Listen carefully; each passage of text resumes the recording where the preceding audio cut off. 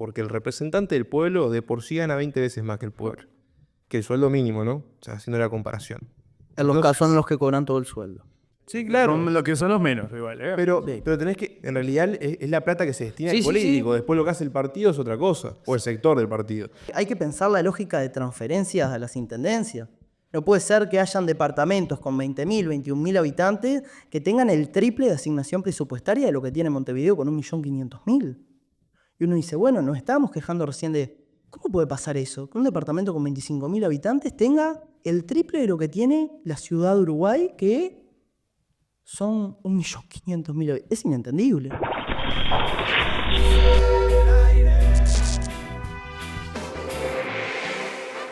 Buenos días, buenas tardes, buenas noches. Bienvenidos al segundo bloque de Elecciones Presidenciales 2024 Uruguay. Aquí estamos con Cristian Macías del Partido Nacional. ¿Qué tal estás? Todo bien, mucho gusto estar acá con ustedes. Por otro lado, tenemos a Gastón Castillo, que ya ha estado aquí en Vértice. Sí, exacto. Bueno, muchas gracias por la invitación de nuevo. Un orgullo siempre poder estar acá. También un abrazo a Cristian y a toda la audiencia que nos está viendo en este momento. Felicitaciones. Muchas gracias, muchachos. Ganó tu partido. Saliste diputado suplente también. Exacto.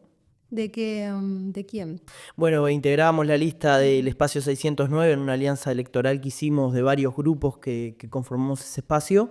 Desde Alternativa Frente Amplista tenemos representación parlamentaria con la diputación suplente, que igual tenemos que esperar 1 año y medio para poder asumir, pero bueno, ya empezaremos trabajando en el Parlamento. Como lo habíamos dicho en la anterior entrevista, desde el 15 de febrero vamos a estar en el Parlamento. Qué lindo, diputados jóvenes. Bueno, en el primer bloque estuvo Lucas Rodríguez Berrospe, vayan a ver ese programita, que también salió electo, así que le mandamos un beso grande. Enzo, no te presenté. No me presentaste, qué feo. Contame un poco de ti, hablemos de la vida. No, yo no tengo una identificación partidaria, estudio abogacía, así que soy el opositor de los gobiernos.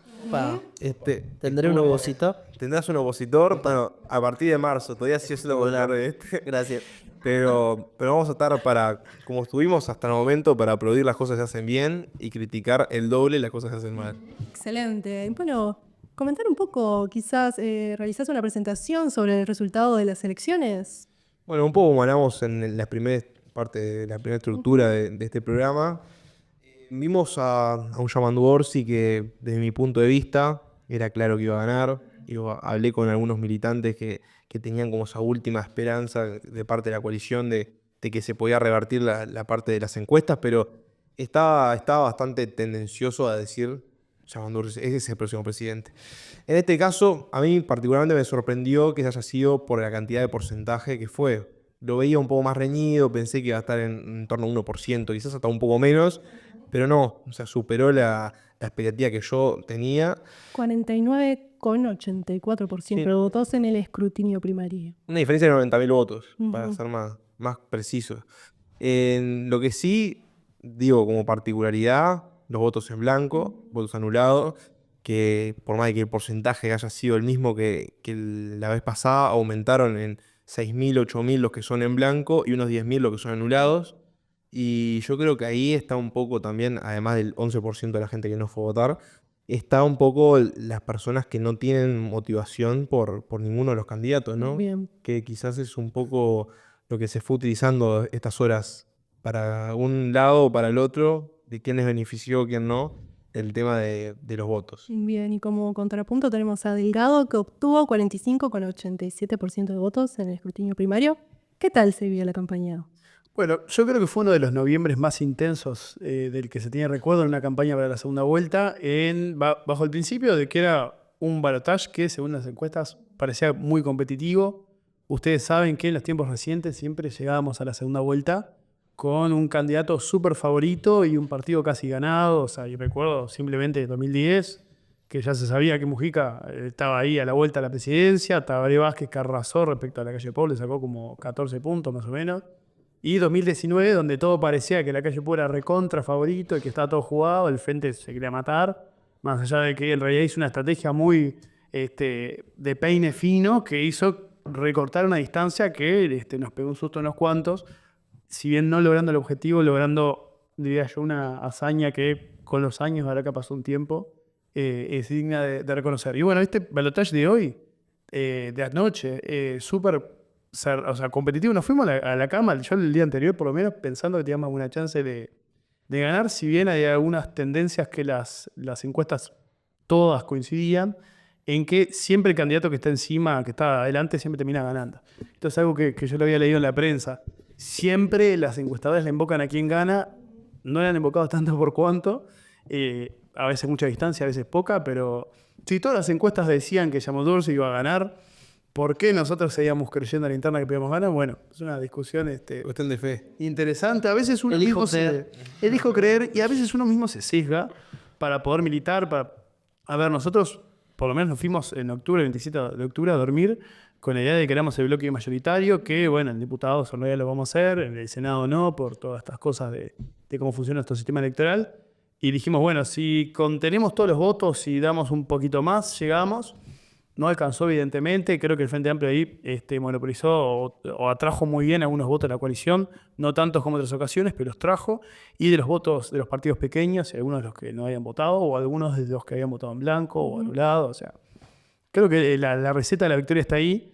Y bueno, y a la postre, el resultado de casi 4 puntos, creo que da mucho para pensar y para debatir. Así que bueno, nuevamente agradezco poder estar acá con ustedes. Sí, la coalición perdió votos, ¿no? En comparación con los resultados del 27 de octubre, la coalición tuvo 47,8% y ahora un 45,87%. Estaba pensando, me quedó algo resonando, que es verdad que Daniel Martínez no reconoció la derrota el mismo día, ¿no? O sea, Qué error político. me quedó Un sonando error eso. político Que patrón. había esperado, ¿no? Sí. 4 días, que fue 3 días.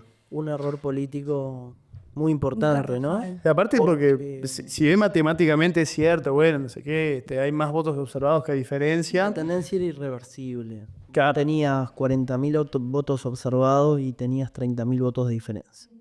Necesitabas que era 80-20, cosa que nunca sucede. Es más, nosotros pensábamos, como pensaba también la coalición de gobierno, que si iba a una distancia menor a los 8.000, 9.000 votos, estaba incluso más peleado y más favorable para la coalición republicana, en el entendido de que la mayoría de los votos observados van hacia la coalición, ¿no? No en una mayoría apabullante, pero sí 3.000, 4.000, 5.000 votos de distancia.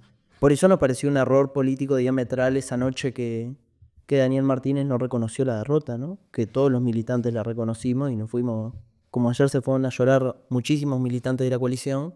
Yo los entendía perfectamente porque me sucedió lo mismo en 2019 con el mismo nivel de manija que teníamos todos los militantes políticos del Frente Amplio al ver una campaña que era arrolladora, de que la gente salía desde la base, una campaña literalmente donde las dirigencias quedaban en un costado y la gente verdaderamente tomó el poder, medio anárquico, pero lo tomó igual, salió a la calle, salió a defender el proyecto político y bueno, lo dice la coalición republicana o lo decimos nosotros, fue casi una hazaña, ¿no? Para nosotros fue una campaña muy importante la de 2019, pero bueno. ¿Y qué tal esta campaña? ¿Cómo la viviste? Bueno, el nivel de manija de 2019 había sido agotador. Yo tenía 18 en 2019, ahora con unos años más arriba fue bastante más agotador. La cadera, la columna no ayudan demasiado, pero bueno, fue una campaña muy intensa. Cuando era los dirigentes con 40. Bueno, entonces. Sí, pero la dirigencia, la militancia trilla.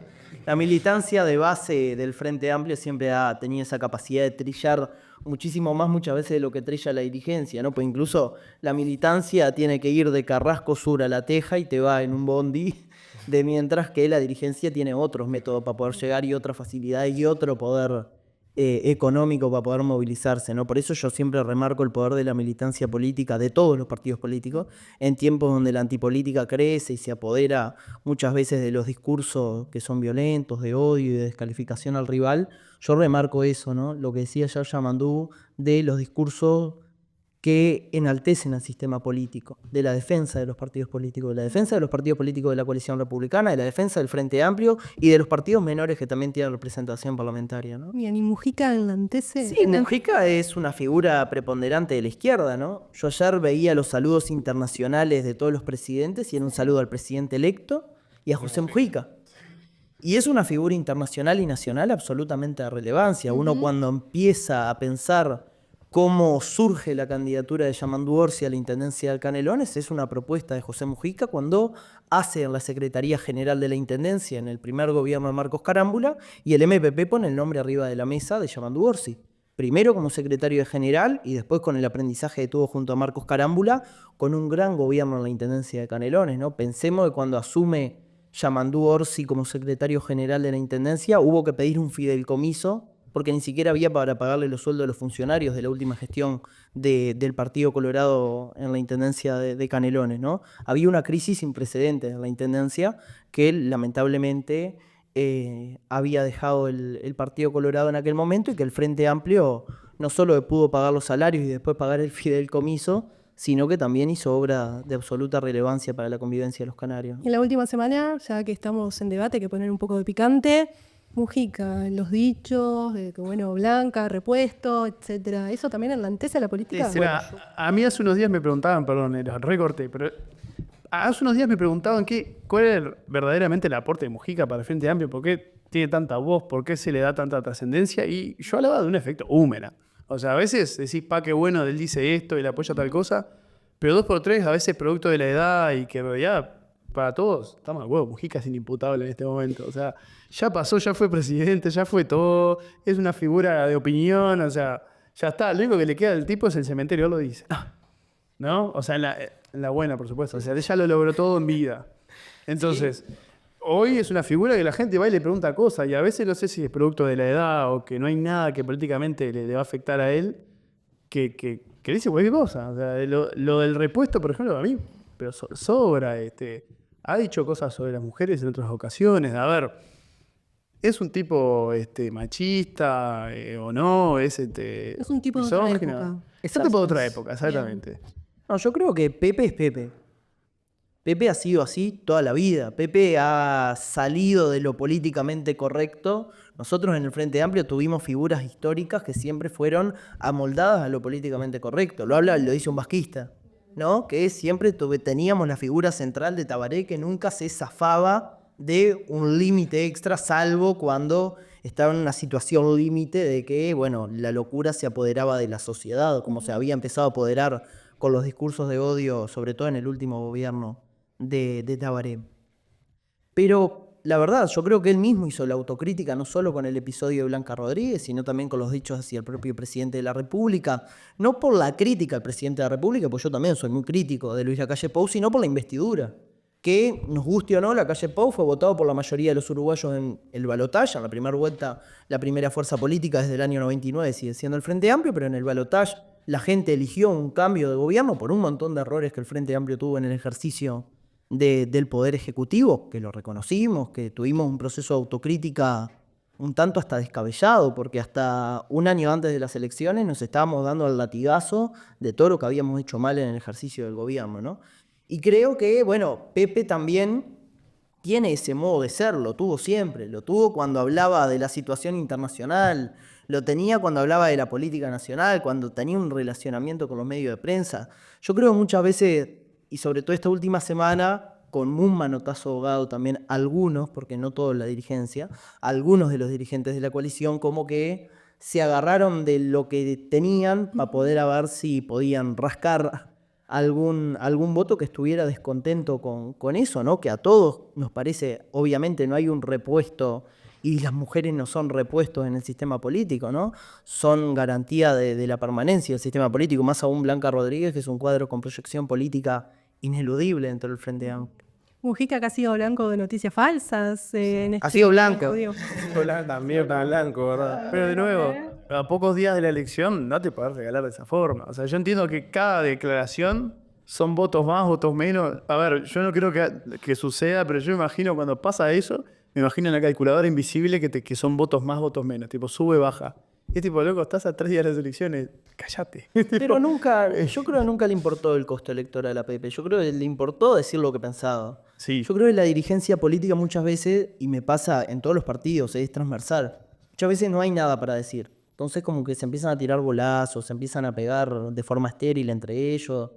Y la verdad, a la gente no le tiene ningún tipo de resonancia. Y ahí tenés un punto de coincidencia conmigo. Yo creo que en algún punto el plano de... Por de el diálogo discusión. nacional. Ya empezamos a citar el diálogo nacional. Muy bien. Estamos tomando los mates. Sí, claro. Que se habían prometido los candidatos. Estamos acá en una cuadra de torre ejecutiva. En algún punto empezamos a tener como la novela mexicana de la tarde, ¿no? A ver qué le dijo no sé quién y quién le contestó, en vez de hablar de ideas. Pero de los dos lados. Ese es el digo. problema, la mediatización de la política. Exacto. Hay que luchar contra eso sea como sea. Y pasa en todos los partidos políticos y yo soy muy crítico de los compañeros nuestros que hacen eso. Porque yo creo que el sistema político, quizás ustedes tienen otra concepción, obviamente, pues hay una concepción ideológica que es hasta distinta y está bien que así lo sea. Para nosotros el sistema político, quienes no tenemos ni el poder económico, ni el poder mediático, ni la gran masa que ustedes pueden tener en muchos aspectos, incluso en la votación del interior del país, que se vio reflejado también ganando muchos departamentos como coalición republicana, nosotros el único instrumento que tenemos para cambiar la realidad de la gente es el sistema político. Y cuando hay compañeros que dañan o lastiman o terminan lesionando gravemente el sistema político, nosotros estamos totalmente en contra. Porque cuando se lesiona el sistema político, se lesiona la única herramienta o el único instrumento que tenemos para poder cambiar la realidad de la gente. Y empieza a pasar lo que pasa ya en otros países de la región. Exacto. Yo creo que contra eso hay que luchar. Y creo que la dirigencia política, yo no sé si la calle Pau asumirá la banca en el Senado o no, no sé qué pasará con Pedro Bordaberry, pero creo que es una dirigencia política, si bien que está hace unos años en la política, que algunos le dicen casta, que son amigos de las corporaciones, pues es un discurso que escuchamos frecuentemente en algunos candidatos que por suerte no entraron al Senado, pero que sí tienen representación parlamentaria. Son personas que se puede dialogar. Nosotros en el último gobierno del Frente Amplio dialogamos con Pedro Bordaberry y además hicimos un diálogo en seguridad con todos los partidos políticos que se... Sin embargo, yo te digo una cuestión. Yo escucho a algunas personas que me dicen, ¿no? Más allá de si es casta, si no es casta. Pero, vemos, yo me levanto todos los días a trabajar. Me dicen personas distintas, de distinto rubro, me levanto todos los días a trabajar. Y más allá de que el político que vote esa persona, ya se levantan distinto, porque el representante del pueblo de por sí gana 20 veces más que el pueblo. Que el sueldo mínimo, ¿no? O sea, haciendo la comparación. En los casos son los que cobran todo el sueldo. Sí, claro. Son lo que son los menos, igual. Pero Sí. tenés que, en realidad, es la plata que se destina Sí, al sí, político. sí. Después lo que hace el partido es otra cosa. O el sector del partido. Pero entonces ya de base ya tenemos una distinción entre lo que es persona y lo que es el representante de la persona. Entonces me parece que, más allá si le querés poner casta o no es casta, la defensa del sistema político en sí puede tener, podemos tener todos la coincidencia, ¿no? De que lo que mejor es que haya un diálogo para que le haya mejor al país. Sin embargo, la gente o las personas que representan el sistema político muchas veces se ve dañado y es por eso que las personas toman esa postura. Ahora va a ser un punto para que se critique a este gobierno, porque bueno, es el que estamos viviendo, ¿no? Pero los casos de corrupción que han habido constantemente es lo que uno, como ciudadano, dice, bueno, pero entonces hay un ellos y un nosotros. Hay una persona que pertenece a la política y una persona que vive por fuera de la política y que no tiene esas posibilidades. Y no solo en este gobierno, ¿eh? Por eso, no, por supuesto. Nosotros Dije dije porque que la cosa verdad, partimos el gobierno por un montón de temáticas que la gente estaba sencillamente horas. harta. Lo mismo que saca el Partido Nacional en los 5 años que fue gobierno, que era lo que uno no entendía. Quizá, ojalá que puedan tener un proceso de autocrítica dentro de la coalición para ver cuáles los errores que tenían, porque yo no lo digo en forma de chicana que se necesita una autocrítica. Nosotros nos pasó y teníamos la oreja tapada. Pero es un creíamos que proceso éramos... natural de cuando perdés una elección. Si no hay autocrítica, estás condenado. Nosotros empezamos la autocrítica el mismo día que perdimos. Cuando dijimos, le erramos feo en la elección de la vicepresidenta. No por Graciela, pues yo le tengo un gran estima y es una gran amiga Graciela, sino en la forma del manoseo del nombre de pila de compañeros y compañeras que se terminó dando, Carolina, Cristina Luster, un montón de compañeras, que al final no terminó redituando en absolutamente nada, fue totalmente perjudicial. Y en un montón de cosas que el Frente en su gobierno le erró, porque tampoco vamos a decir que era la panacea. Le erramos en materia de seguridad, en materia educativa decretamos la esencialidad cuando no habría por qué haberlo hecho. Economía. En economía, no sé si tanto, pero en alguna cosa te la puedo llevar. O sea, dejaron ahí los mismos números. Sí, y después de alguna cosa de la imagen de gobierno en cosas que capaz que a doña Este María no le gobierno, afecta. lo Pero que sí yo me saco el sombrero, le critico el 90% de lo que ha hecho. Le saco el sombrero en materia comunicativa. Este Más gobierno, por la pandemia. en materia comunicativa. Todos los días salía el presidente en pandemia, en cadena nacional, hablando de cuáles eran los números de los casos que había, respondiendo a las preguntas de la prensa. El presidente de la República tuvo un manejo de la comunicación. Yo, desde el retorno de la democracia hasta ahora, no lo he visto en ningún otro gobierno, ¿eh? Y eso es algo que hay que Debería remarcar. ser normal igualmente. Democracia, transparencia, Sí, fundamental. Debería. Sí, yo no sé si es tanto el manejo de la transparencia, porque después hay otros hechos de gobierno que claramente el presidente ya no salía en conferencia de prensa. Había un vocero presidencial que después nunca más existió, no sé qué pasó. Salió una vez sola igual. Claro, no sé el qué hombre. pasó, si lo despidieron, pues después nunca quedó. No, quedó. Pero no sirvió. Quedó O sea, tieso ahí. O sea, es una figura que se probó en un momento que en otros países existe, vamos a cantar. La Argentina de Milei, por ejemplo, todos conocemos. por ejemplo, No es el mejor ejemplo, ciertamente, pero Un gran ejemplo. es algo que para la cultura política del Uruguay no tenía sentido, porque vos veías a un don nadie, digamos, para la gente de a pie, hablando de algo sobre que estaba repitiendo y capaz que no era parte de. Y ahí la gente valoró mucho más, veía las figuras de primera línea del gobierno. Y me parece que debería continuar de esa forma. es que yo creo que la aprobación del presidente en gran medida es por eso, por la exposición mediática que tuvo. Y uno dice la exposición mediática de Mujica, de Tabaré Vázquez, fue sí, pero la exposición mediática de la calle Pou empatizó con la ciudadanía de Dar la cara, decís vos.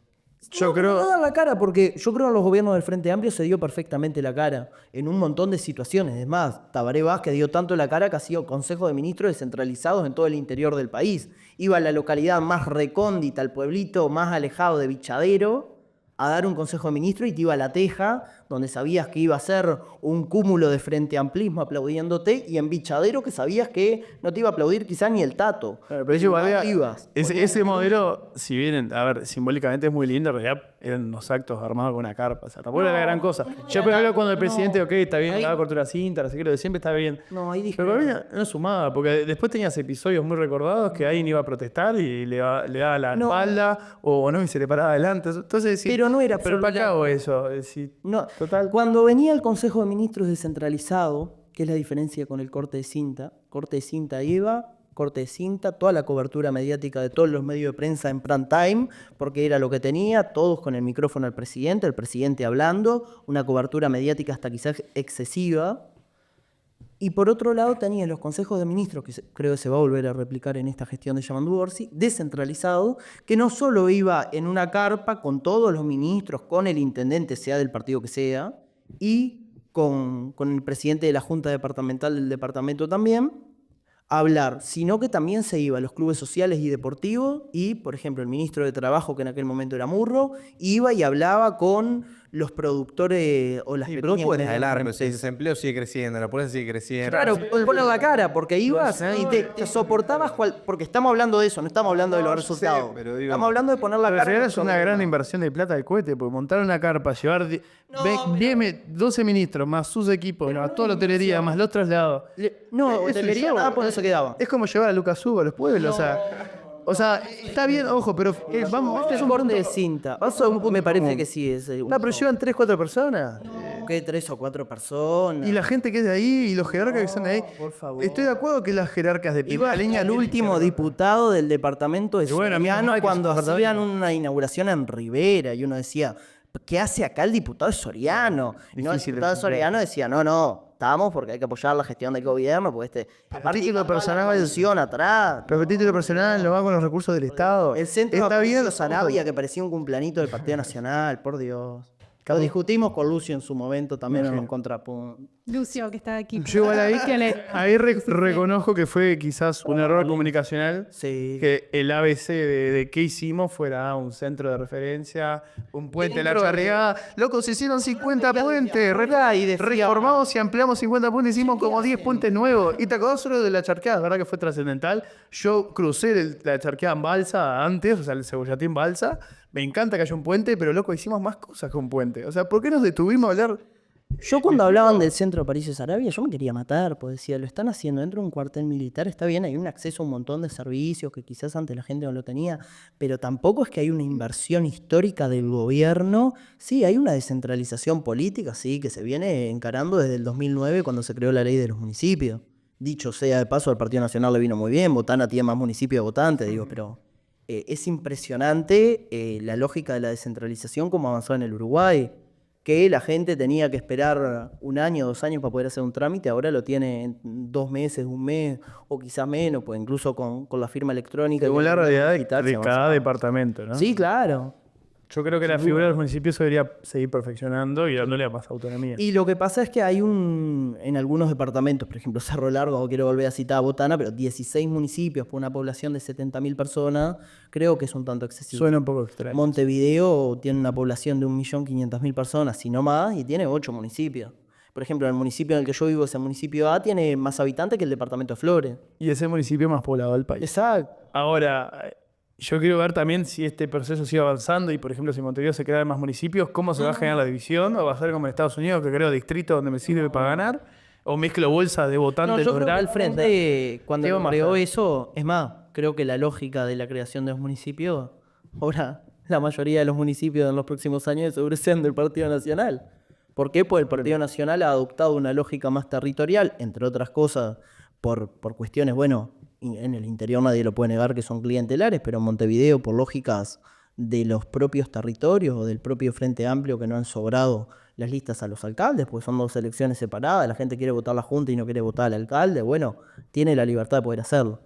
Pero el Partido Nacional ha adoptado los municipios como una forma de trinchera política de mantenerse en el territorio y de poder disputar. La opinión pública, pues no, la no intendencia- tiene demasiadas potestades. Y cada departamento es un mundo. Digo, los municipios de Montevideo, En Montevideo, relación a yo no algunas- sé si no tienen tanta potestad. En el interior son los dueños del barrio. Está bien, bueno, pero Montevideo tiene presupuesto para hacer 5 cuadras. Sí, le da falta Y de bueno, años. ese es un problema bastante grande, problema. porque este gobierno le ha recortado mucho a los municipios, sobre todo a los de la periferia. El propio alcalde del municipio F, que es blanco, o sea, no voy a salir en defensa de mi municipio de Frente Amplista, pero el municipio F, que es Juan Pedro López, que es de Pero el la municipio 71, F ha hecho una cosa ha dicho, fantástica. la que es- UPP me ha recortado plata como nunca en la historia y no puedo hacer la mitad de las cosas porque el gobierno no me gira plata. ha hecho más cuadras de asfalto que cualquier otro alcalde, o los de Bureguedo. ¿Tendrá algún contacto En los 3 periodos que van. en el gobierno nacional? A ver, lo que Juan Pedro López hizo, y justo ahí que lo sigue, está minando, le mando un saludo.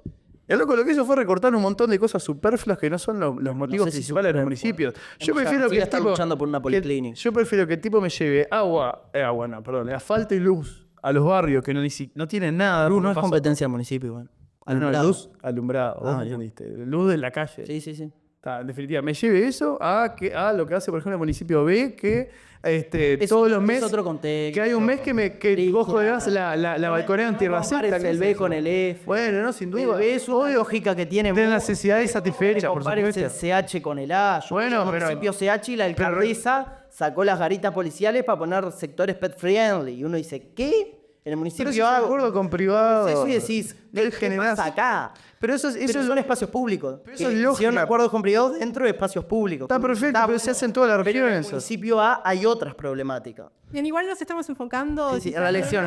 Estamos en una lógica bien de más. Me encanta, a mí me encanta la dinámica que se dio. Por Ya eso me adelanté a la empecé. campaña de mayo, ¿viste? Ya Libertad terminé libre. una y no descansé yo. Qué cosa. Andá anotando, Vamos. Valeria, que el año que viene en municipios. Ya lo dejaremos para más adelante. Pero ahora volvamos a las elecciones nacionales. ¿Cómo está posicionado ahora el Frente Amplio de ahora en más? Y bueno, yo creo que el Frente Amplio primero va a terminar definiendo en estos días su gabinete, que va a ser un gabinete paritario, por propia decisión del Frente Amplio, la fuerza política de Yamandu Orsi. No todos los ministros, y capaz que estamos dando una primicia, van a ser del Frente Amplio. Creo que es algo obvio, pero algún independiente va a haber, alguna persona un tanto cercana a los partidos tradicionales también va a estar en el ejercicio. Orsi tiene experiencia en eso. Es En rascar algún voto.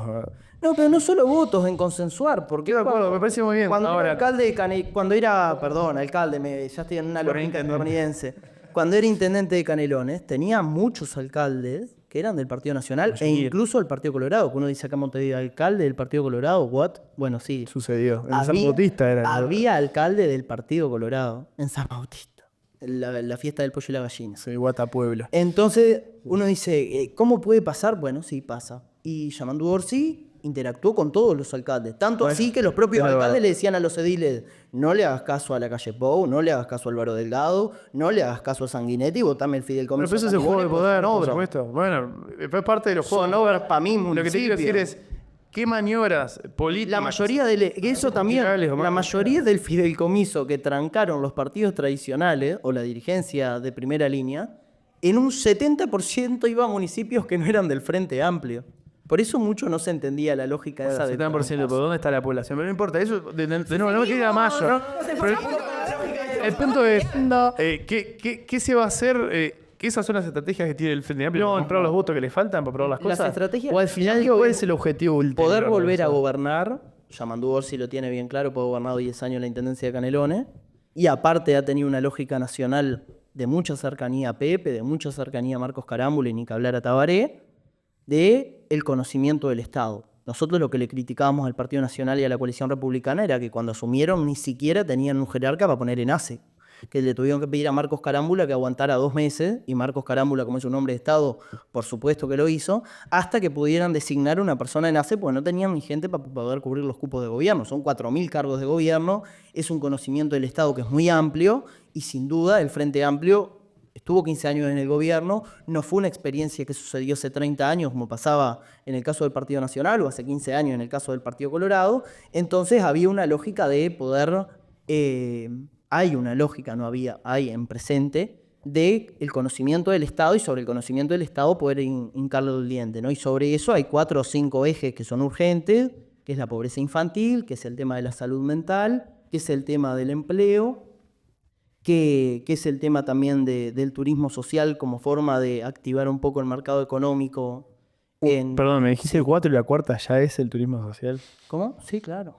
O sea, está bueno que menciones, es un tema muy noble, muy interesante. Lo que pasa ya es es el que cuarto tema, no hay otras prioridades. Turismo social. El turismo social se implementó en todos los gobiernos del Frente Amplio desde el 2004, fundamentalmente en 2004 cuando gana la primera presidencia Tabaré, porque se entendía, sobre todo que las pequeñas y medianas empresas vinculadas al turismo, que es la gran parte del modelo económico que tiene el Uruguay, lo sustentan las pymes, y sobre todo en un 76,8% las pymes vinculadas al turismo, porque las pymes, nosotros muchas veces desde esta lógica centralista creemos que las pymes solo están en Montevideo, Canelón y San José. Pero no, hay un montón de pymes que se concentran en el interior profundo del país. ¿Es que la economía uruguaya se funciona a través del turismo? No. 76%. Claro, ahora yo lo que estoy cuestionando es que le diste Pequeñas y medianas empresas, no de las empresas generadas. Yo lo que estoy cuestionando es que le diste una gran jerarquía. En un país agroexportador que la economía la maneja el turismo, pero sí gran parte de las divisas entran por el turismo. Bien, Cristian, por aquí. Querías acotar algo.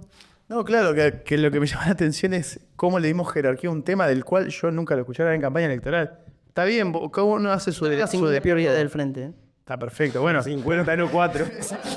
Yo lo tengo anotadas, tiré sobre el mismo social porque lo tengo acá ahora la cifra. Te puedo decir el Plan Nacional de Agua por la sequía que sufrimos en este periodo de gobierno y la construcción de la represa Casupá, doctor Tabaré Vázquez, que se anunció también en Florida, seguir jerarquizando el modelo de la descentralización, traer el Estado de vuelta al territorio, porque hay algo que es una realidad, sobre todo en los barrios de la periferia de Montevideo, que el Estado ha salido del territorio y ha ingresado el narcotráfico de forma contundente.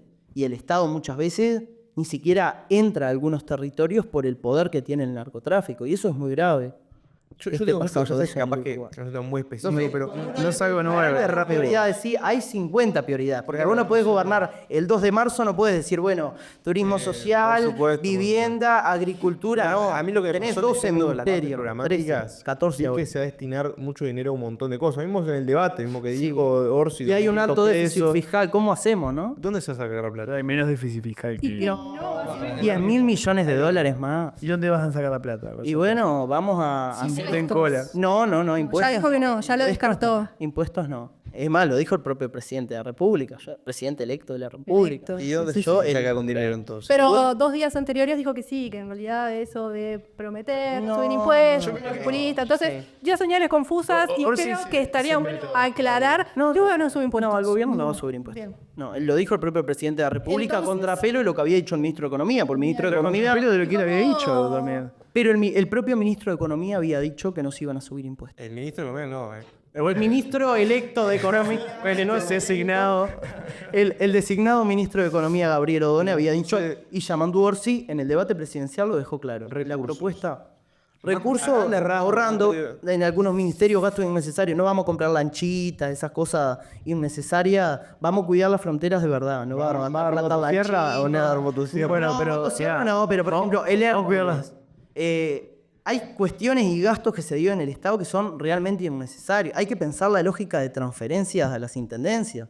No puede ser que hayan departamentos con 20.000, 21.000 habitantes que tengan el triple de asignación presupuestaria de lo que tiene Montevideo con 1.500.000. Y uno dice, bueno, nos estábamos quejando recién de, ¿cómo puede pasar eso? Que un departamento con 25.000 habitantes tenga el triple de lo que tiene la ciudad de Uruguay, que son 1.500.000 habitantes. Es inentendible, pero pasa. hay otros factores. ¿Y por qué pasa? Hay otros factores.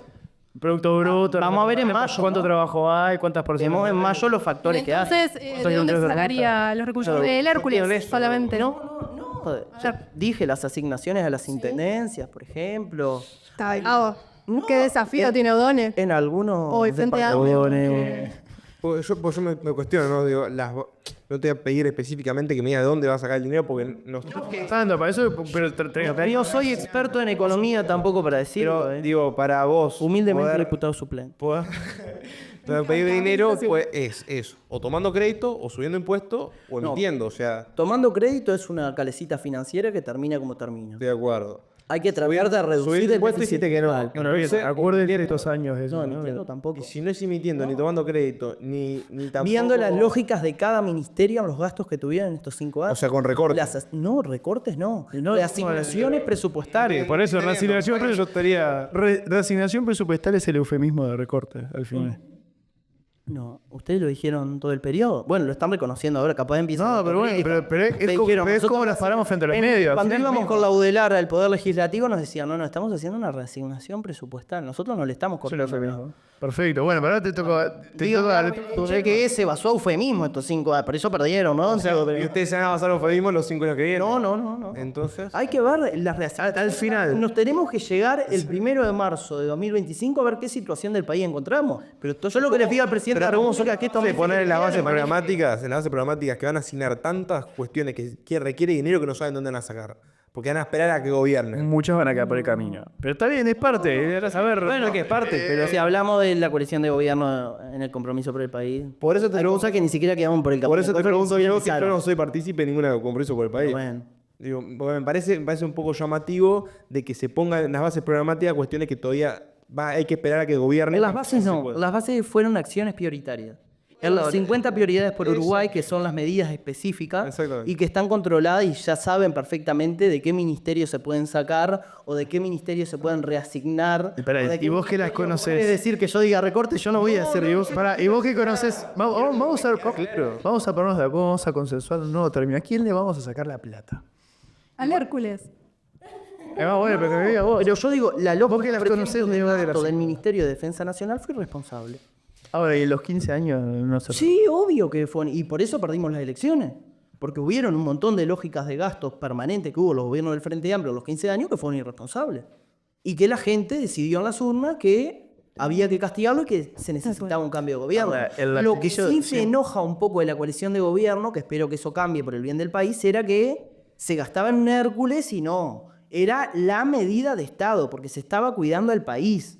Entonces vos decías, ¿cómo estás cuidando el país a un Hércules que ni siquiera salió de España? Pues está todo roto.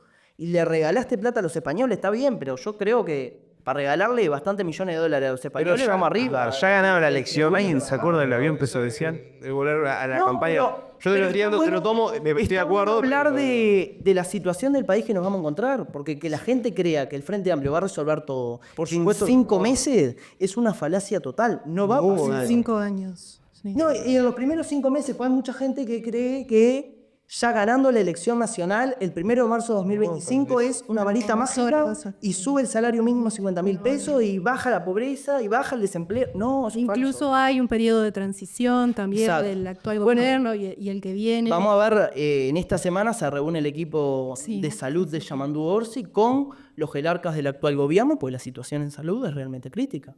Ahí va a haber que hincar el diente. Capaz que alguna de estas medidas va a tener que posponerse para 2, 3 años para adelante e hincarle el diente a la situación sanitaria del Uruguay, que tanto en la forma pública como en la privada es insostenible. Hay que repensar el Sistema Nacional Integrado de Yo Salud. recién, el otro día escuché que querían el tema de la medicación en el sistema privado, ajustarlo, cuánto se gana, depende el sueldo de cada persona. O sea, Te hablo de la castigando, medicación hasta en el sistema público. castigando a la clase vergüenza. media, ¿no? Pero Era una vergüenza lo que ha pasado con la medicación. Y no voy a seguir porque pareciera que estuviéramos todavía en campaña, tenés razón. Pero digo, ha sido bastante complicado poder analizar el tema de los medicamentos en estos 5 años. Por eso yo no entendía cómo el pasado domingo el Negro da Silva estaba en el Hospital del Cerro repartiendo volantes y diciendo que ese hospital había traído la solución al barrio. Cuando quienes estamos cerca del cerro sabemos que los vecinos del propio cerro te dicen, che, el edificio está genial, porque la verdad, si al edificio se le asignaran los recursos que corresponderían, sería un hospital de primera generación, que le Y ahora- podría competir al Maciel e incluso a los hospitales privados. Pero digo, no ha sucedido una inversión. Sí, el edificio, está bien, el presidente de la República fue y prometió que el Cerro tenía que tener un hospital. Genial. Hubo el Hospital del Cerro, está el edificio. ¿Y la inversión? Hablando de salud y del cerro, ahora en diciembre, primeros días de diciembre, se va a inaugurar otro centro Ni Silencio ni Tabú, creo que Sí. es el 7º a nivel nacional. Es muy importante también invitar a adolescentes de jóvenes, sí, de 14 a 24 años, a que se acerquen si quieren hablar en base a salud mental y demás. Yo Esa creo es una que política de debería- Estado que hay que continuar. Una política de Estado que este gobierno ha hecho una inversión significativa, sin lugar a dudas, y eso es incuestionable. Bueno, yo creo que el trabajo del INJU ha sido Sí, bastante bueno. Podríamos quizá ver un poco la situación en salud mental e inversión supuesto, por el lado que ha ámbito. sido catalogado por este gobierno, ¿no? Yo he visto, y no hablo solo del Partido Nacional, porque la coalición no la integra solo el Partido Nacional, hay más de un partido. Pero hay partidos que han dicho, no, la salud mental hay que tratarlo solo desde el tema de las adicciones. Y condicionaron gran parte de esos 20 millones de dólares que eran necesarios a salud mental a tratarlo desde el foco de las adicciones, cuando la salud mental es mucho más abarcativa que el tema de las adicciones. Por eso el Frente Amplio está diciendo, vamos a implementar en el diálogo social, siguiendo el programa del INJU, no, pero igual es Tabú, no, pero un igual no, Plan no, no. Nacional de Salud Mental. No generemos un sesgo 2025-2030, igualmente y ¿no? falta de información me parece que no corresponde, porque Pero- este gobierno no solamente trató la salud mental en base a las adicciones. No, pero yo no dije este Sino que gobierno, dije tocó- los partidos integrantes de la Bien. coalición, por ejemplo, lo digo, Cabildo Abierto. Bueno, pero este ha gobierno integra la coalición justamente. Cabildo Abierto integra la coalición, sí, y ha condicionado gran parte de esos 20 millones de dólares al tratamiento de las adicciones. No digo del Partido Nacional, yo por ejemplo el trabajo de Aparicio Saravia lo remarco, el trabajo de Felipe Paulier lo remarco, tanto así que Felipe Paulier está en un órgano internacional ahora. Lo que sí digo es que me parece un tanto sesgado por parte de algunos actores de la coalición, y creo que la coalición debería también hacerse autocrítica sobre la manera de gestionar muchísimas cosas, entre ellas las disputas dentro de la coalición sobre el tema de salud mental que hubieron, ¿no? Las propias Madres del Cerro lo decían con el tema de las adicciones, que le reclamaban al Cabildo Abierto y a los actores de la coalición hacer hincapié fundamentalmente del tema de las adicciones y el tema del consumo problemático de drogas, pero uno dice, bueno, acá hay un problema, pero no es como tú decís que falta información de nuestra parte ni nada por el estilo. ¿Y cómo no, encara eso es una entonces falacia. Yamandu Orsi de ahora en más el tema de salud mental? El Plan Nacional de Salud Mental 2025-2030, que no solo lo tiene que elaborar el Frente Amplio, nosotros cuando dejamos el gobierno en el 2019 había un plan ya de salud mental, que nunca se había implementado. ¿Por qué nunca se implementó? Porque no hubo voluntad política. Y eso creo que es una cuestión que la gente le condenó en su momento al Frente Amplio, sobre todo la gente más joven, porque después de la pandemia nosotros vimos la importancia que tenía el tratamiento de la salud mental, ¿no? La campaña pasada, igual, la salud mental no fue un gran tópico de discusión. La gente votaba de Porque no había pandemia. otros temas. Post pandemia nos dimos cuenta que la salud No se mental explotó una bomba a la es cabeza. No había pandemia, pero los índices de suicidio eran Sí, eran extremadamente altísimos, altos. pero no era un tema, como dice Cristian, que estaba en el tope de la campaña electoral. Perdón, o sea, voy a ser No era el polémico. eje.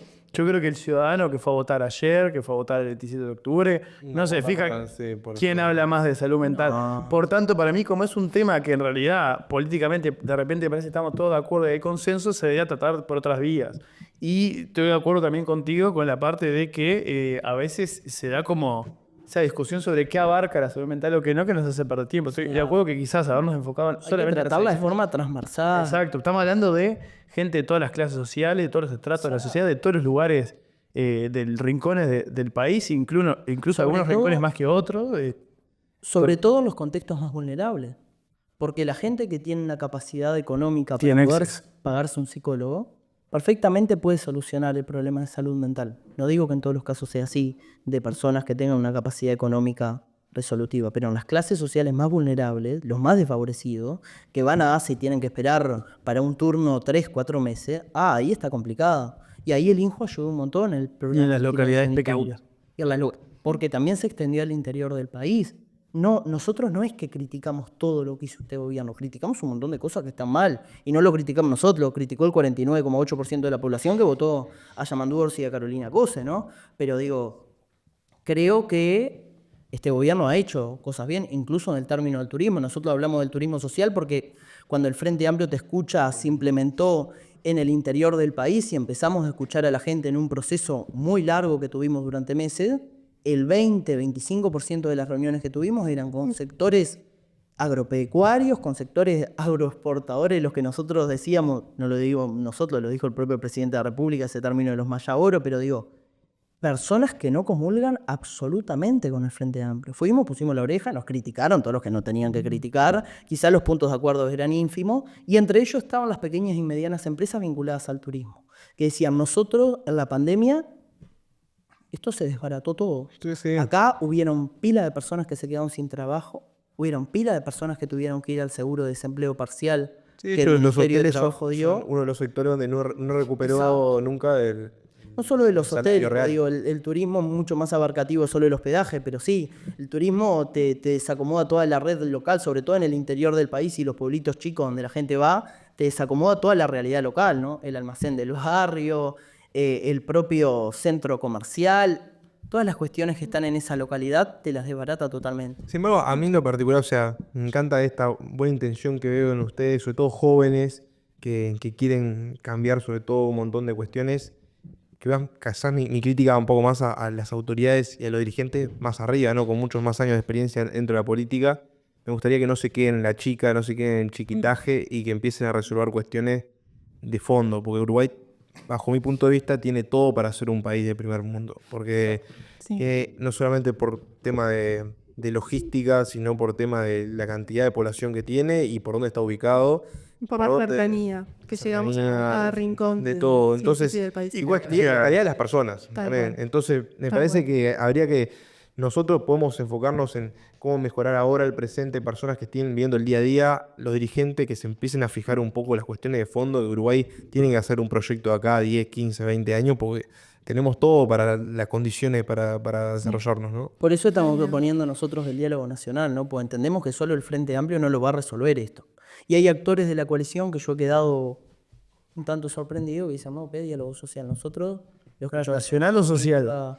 son dos cosas. dos términos Un diálogo distintos. nacional, el diálogo social es para la reforma de la seguridad social y el de diálogo nacional es para todos los temas abarcativos al país, la seguridad ciudadana, la convivencia, la salud mental, transversalmente. Yo Vamos a creo que convocar todo- todos Diálogo. ¿Y vos confías de que va a suceder realmente? los diálogos. Pregunta honesta. La voluntad del Frente Amplio y del comando de Yamandu Orsi y del gobierno nacional que va a estar encabezado por Yamandu Orsi va a estar. Yo espero que la dirigencia de la coalición se muestre receptiva como lo noté ayer. Ayer Delgado dijo, nosotros vamos a estar abiertos al diálogo. El ministro Mieres dijo, nosotros vamos a dialogar. Cabildo Abierto ha dicho, nosotros somos la llave en el Parlamento, más que Salle, cosa que me ha sorprendido, somos la llave en el Parlamento para la aprobación de la Gabriel, el otro dijo ya no tenía sentido la posición del gobierno, así que va a pasar acá. Es un problema más para ellos que para nosotros, ¿no? Pero digo, creo que Cabildo y particularmente Manini tiene una pequeña crisis que resolver porque en algún momento los diputados Entonces, se ponen en contra. digo, yo creo que el diálogo va a estar. Después, las medidas que se puedan aprobar y ojalá que el diálogo nacional pueda resultar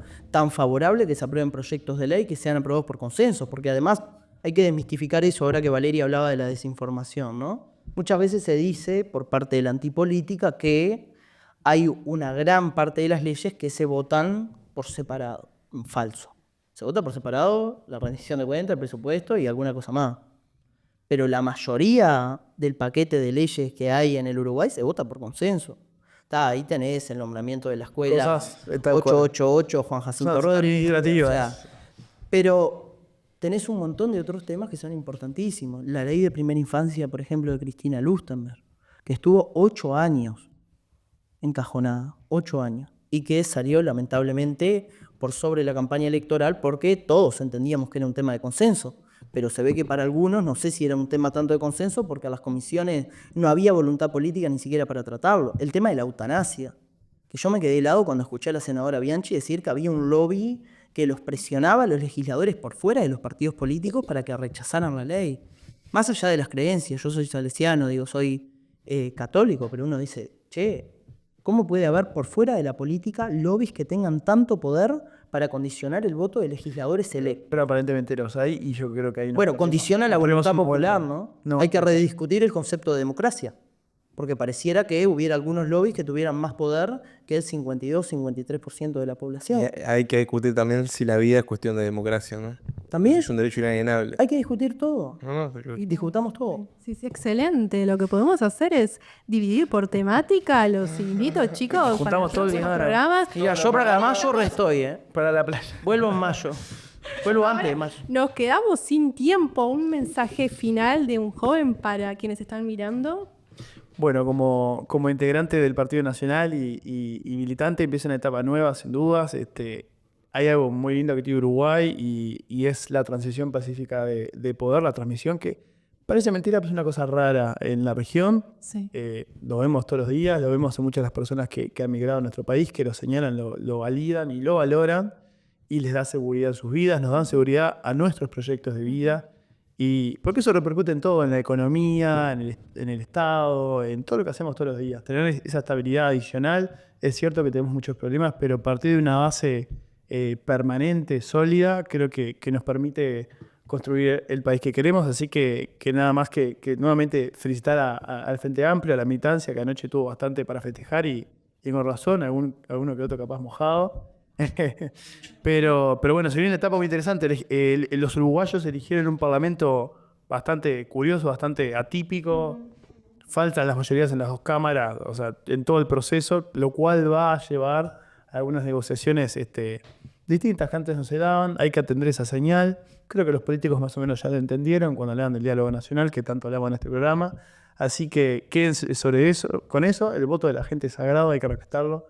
Y hay que siempre partir de eso. Bien, por aquí, Gastón, tu mensaje final. Bien. No, yo primero que nada agradecerles por la invitación. Nosotros vamos a tener mayoría parlamentaria en el Senado, no tanto 100 diputados que tendremos que negociar. Y tenemos un gran desafío por delante. Yo, sobre todo, quiero invitar a la gente que nos está escuchando a participar de la política, ¿no? Sea fundando incluso su propio partido político, pero que participe de la política. Porque después nos quejamos de lo que hacen los políticos, de la falta de interés de la dirigencia para los problemas de la gente, pero si no nos involucramos no vamos a cambiar absolutamente nada de los problemas que aquejan a la sociedad. Y nosotros cuando decidimos allá por febrero de 2023 respaldar la candidatura formalmente de Yamandu Orsi, lo hicimos porque tenía un ímpetu muy grande con la renovación política de la juventud, ¿no? Y no solo se vio plasmado en la elección interna, sino también en la elección nacional, con muchísimas jóvenes, que van a ocupar cargos de decisión política en el próximo Poder Legislativo y también en el Poder Ejecutivo. Y quiero nomás rememorar una anécdota de 20-30 segundos. En 2021, en plena pandemia, nosotros habíamos creado una escuela de formación política que le apodamos en honor a Tabaré Vázquez, doctor Tabaré Vázquez, en consulta con su propia familia. Y recuerdo que el primer invitado de esa escuela de formación política había sido el intendente de Canelones, Yamandu Orsi, custodiado, como estamos ahora nosotros, en una punta por dos jóvenes. Ahí yo empecé a ver una cosa y dije, bueno, viéndolo hoy, él y la renovación.